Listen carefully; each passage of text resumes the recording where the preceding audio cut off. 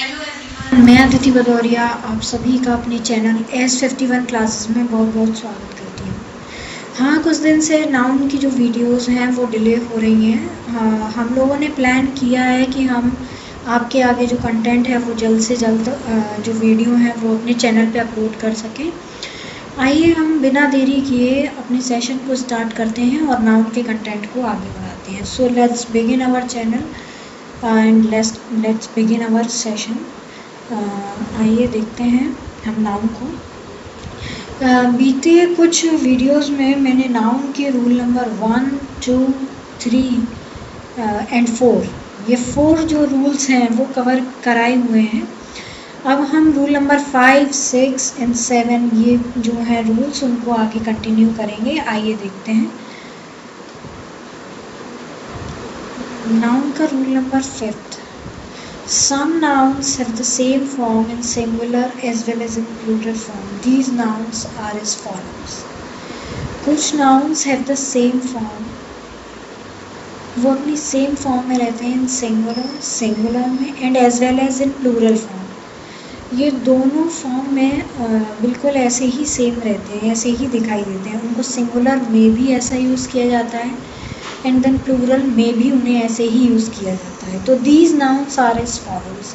ऐसे कुछ नाउन वो इस प्रकार हैं, आइए देखते हैं। Deer, fish, crew, team, jury, carp, pike, trout, species, series, offspring, aircraft, meals, swine, sheep etcetera. एक बार फिर से repeatedly, some nouns have the same form in singular as well as in plural form. कुछ noun जो same form में रहते हैं in singular की फॉर्म में भी वैसे and as well as in plural form में भी वैसे ही रहते हैं। जैसे सिंगुलर में यूज़ होते हैं वैसे ही प्लूरल में दिखाई देते हैं। तो these nouns are as follows. वो ये हैं डियर मतलब हिरन और हिरन है, फिश मछली और मछलियाँ, क्रू कर्मी दल चालक दल, कोई एक फ्लाइट में एक कर्मी दल होता है, चालक दल होता है वो। टीम हालांकि दिखने में सिंगुलर लग रहा है लेकिन प्लूरल कैसे है, क्योंकि एक टीम शब्द के अंदर एक टीम में 11 मेंबर्स होते हैं। जूरी न्यायपीठ, न्यायाधीश, ये सब जूरी मेंबर्स जो होते हैं जो अदालत में केस वगैरह की सुनवाई करते हैं एंड देन मतलब उसे आगे तारीखों में कन्वर्ट करते हैं और केस के ऊपर बातचीत करते हैं। जूरी मेंबर्स उन्हें कहा जाता है। कार्प होता है दोस्त ढूंढना किसी चीज़ में, पाइक ऊंचा शिखरें, ट्राउट स्पीसीज मसाले, सीरीज एक लाइन में सीधे एकदम क्रोनोलॉजिकल ऑर्डर में चीज़ें चलना, ऑफस्प्रिंग वंशज या परिणाम, नतीजा रिजल्ट भी होता है।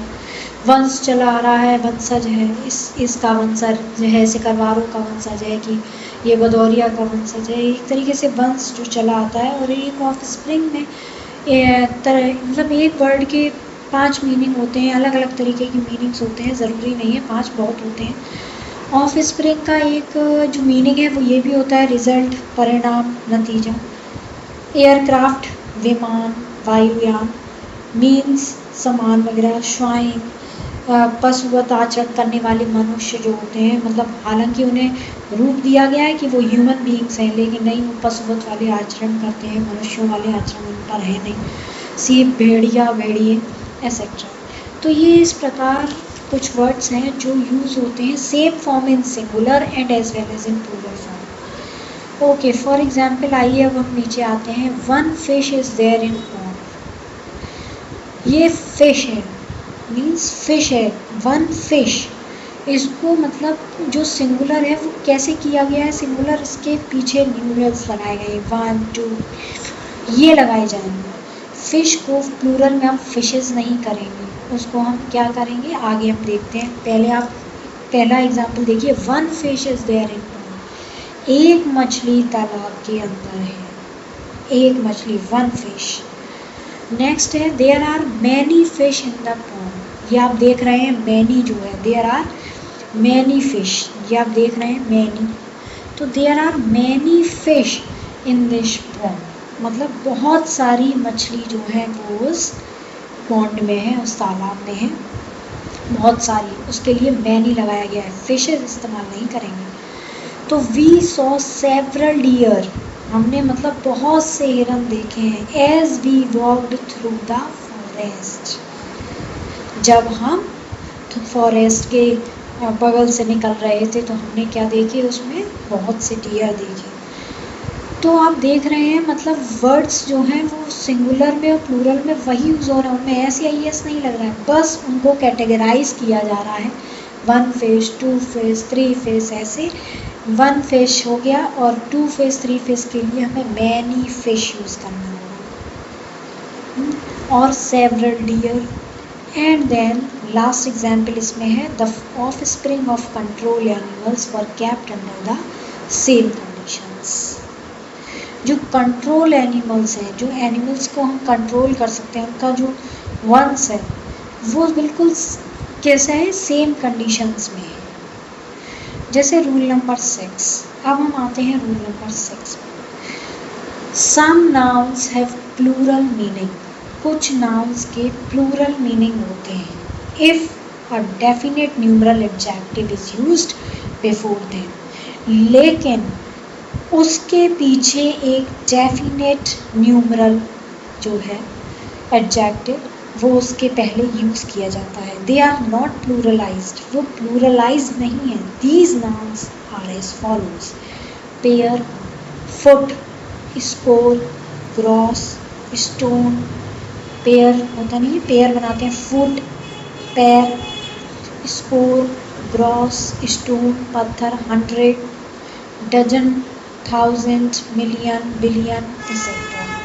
For example, I have 2 pair of shoes, means उसके पहले जो है वो डेफिनेट न्यूमरल एडजेक्टिव यूज हो रहा है, 2 पेयर, मीन्स ये कैसे डेफिनेट 2 हो गया, एंड वो क्या है 2 pair of shoes, pair of shoes कितने हैं 2, एक तरीके से एडजेक्टिव हो गया। नेक्स्ट है आई हैव 200 रुपीज़ ओनली, मेरे पास कैसे हैं 200 rupees only. She purchased 3 dozen pencils, उसने परचेज की 3 dozen pencils. He has already donated 5000 rupees, उसने पहले से ही 5000 रुपीज़ डोनेट कर रखे हैं। तो ये आप देख रहे हैं कि इसमें क्या है कि कुछ नाउन्स हैव प्लूरल मीनिंग, उनके प्लूरल मीनिंग है, लेकिन if a definite numeral adjective is used before that, उसके पहले एक डेफिनेट न्यूमरल एडजेक्टिव यूज हुआ है, जैसे कि 2 pair of shoes, 2 pair of shoes, 200 rupees and 3 dozen pencils and already donated 5000 rupees.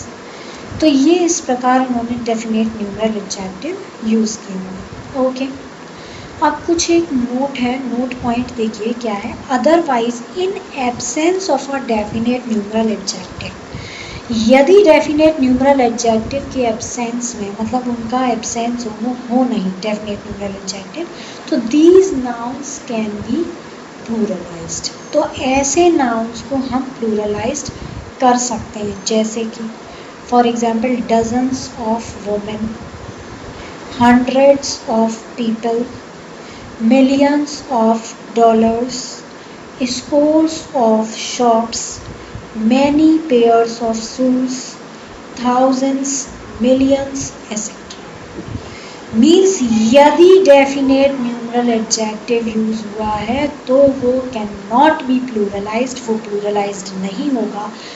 यदि एब्सेंस है डेफिनेट न्यूमरल एडजेक्टिव का तो वो प्लूरलाइज्ड होंगे। For example dozens of women, hundreds of people, millions of dollars, scores of shops, many pairs of shoes, thousands, millions etcetera. नीचे आइए, rule number 7 को हम एक बार देखते हैं। If the same noun is repeated, यदि ऐसे ही सेम नाउन रिपीटेड होते हैं, तो आफ्टर प्रीपोजिशन के बाद the noun will be in singular form. जो नाउन है वो कैसा रहेगा, सिंगुलर फॉर्म में। If the same noun is repeated after prepositions तो the noun will be in singular form. तो नाउन कैसा रहेगा, सिंगुलर फॉर्म में। For example, town after town was devastated, means town after town. कैसा, if the same noun is repeated, same noun repeat हो रहे हैं, town after preposition के बाद, आफ्टर टाउन तो was devastated, the noun will be in singular form. Next example, row of pick marbles, row of pick marble looks beautiful, looks देख रहे हैं आप, सिंगुलर ही है, प्लूरल नहीं है। row of pick marble looks beautiful. He inquired from door to door, he inquired from door to door. Ship after ship is arriving, means ship के बाद ship की अराइविंग हो रही है, वो आ रही है। तो ये है कुछ आज का सेशन है, ये मैंने आपको नाउन के रूल नंबर 5, 6 एंड 7 आज आपको कंप्लीट कराए हैं। प्लीज़ आप इन सारी वीडियोस को एक एक करके देखिए और उन्हें समझिए, ये आपके लिए बहुत हेल्पफुल है। और मैं गारंटी दे रही हूँ कि इन रूल्स के बाद आपकी वो कोई भी प्रैक्टिस सेशन में नाउन की कोई दिक्कत नहीं होगी। और आप चाहें आप बैंक में यूज़ करें, रेलवे में यूज़ करें, एसएससी में यूज़ करें, और ये जो हैं ये मैं अपने अनुभव से बता रही हूँ। और ये नाउन के रूल्स जो हैं वो आपको बहुत हेल्पफुल हैं, और गारंटी दे रही हूँ आपको इसके बाद नाउन कहीं से पढ़ने की ज़रूरत नहीं पड़ेगी। एक बार आप देखिए इस चैनल पे सारी वीडियोस को, और एक एक करके उस पर जाइए एंड उस पर विचार कीजिए और उनको देखिए और समझने की कोशिश कीजिए। Okay, thank you so much, and please like, share and subscribe our channel S51 Classes।